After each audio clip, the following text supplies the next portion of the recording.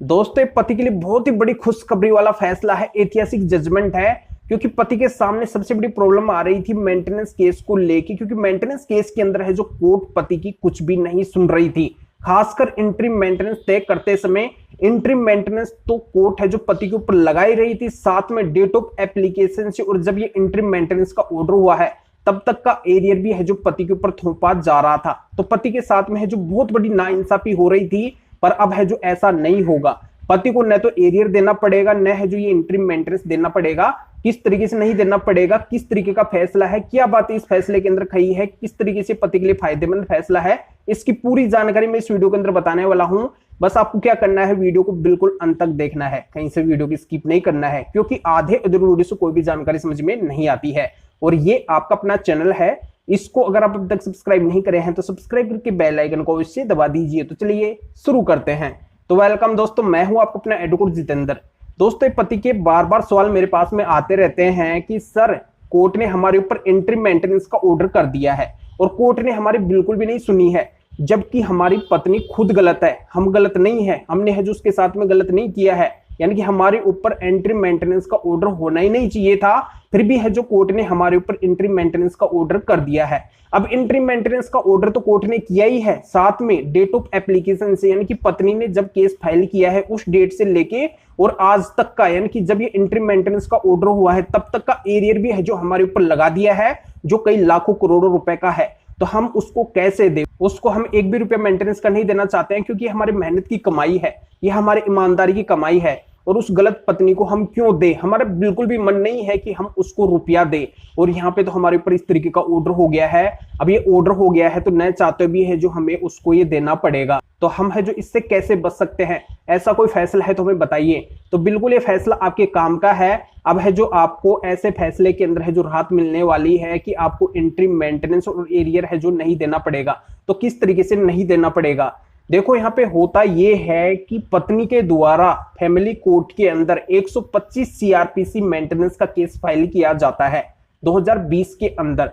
और पति क्या होते हैं कि पुलिस के अंदर रहते हैं सब इंस्पेक्टर पोस्ट के ऊपर, जिनकी सैलरी 47,000 के समथिंग होती है। अब पत्नी का ये कहना होता है कि पति की इतनी अच्छी सैलरी है, पति है जो इतने स्टैंडर्ड लाइफ को है जो जी रहे हैं, तो सेम इक्वलिटी के अनुसार है जो मुझे भी मेंटेनेंस मिलना चाहिए और साथ में डेट ऑफ एप्लीकेशन से मेरा एरियर भी है जो बनना चाहिए। यानी कि रजनीश वर्सेस नेहा का जो माननीय सुप्रीम कोर्ट का फैसला आया था, उस फैसले के अंदर माननीय सुप्रीम कोर्ट ने यह कहा था कि पति के ऊपर अगर मेंटेनेंस लगाया जा रहा है तो वो लगेगा डेट ऑफ एप्लीकेशन से, यानी कि एरियर भी है जो पति को देना पड़ेगा। तो ये इस जजमेंट के अनुसार पत्नी भी डिमांड करती है कि मेरा भी है जो एरियर बनना चाहिए, यानी कि डेट ऑफ एप्लीकेशन से ही है जो मेंटेनेंस काउंट होना चाहिए। और जब ऑर्डर होता है तब तक का है जो पूरा का पूरा एरियर है जो पति को देना पड़े। पर यहाँ पे फैमिली कोर्ट के द्वारा पत्नी की नहीं सुनी जाती है, तो पति के ऊपर है जो एरियर नहीं लगता है। और जो मेंटेनेंस का ऑर्डर होता है वो होता है डेट ऑफ ऑर्डर से, न कि डेट ऑफ एप्लीकेशन से, यानी कि एरियर के अंदर है जो पति को राहत मिल जाती है।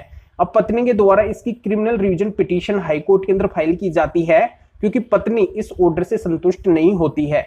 अब यहाँ पे सेम बात ही है जो पत्नी हाई कोर्ट के अंदर भी रखती है कि माननीय सुप्रीम कोर्ट ने रजनीश वर्सेस नेहा के फैसले के अंदर कहा है कि जब भी मेंटेनेंस का ऑर्डर होता है तो बकाया जो भी एरियर है, यानी कि डेट ऑफ एप्लीकेशन जब केस फाइल किया है तब से लेके और जब ऑर्डर हुआ है तब तक का भी एरियर है जो पति को देना पड़ता है। ये कंपलसरी है। पर इसके ऊपर हाई कोर्ट का क्लियरली ये कहना है कि माननीय सुप्रीम कोर्ट के फैसले रजनीश वर्सेस नेहा के अंदर ये कहीं पे भी बाध्यता किसी भी कोर्ट को नहीं दी गई है।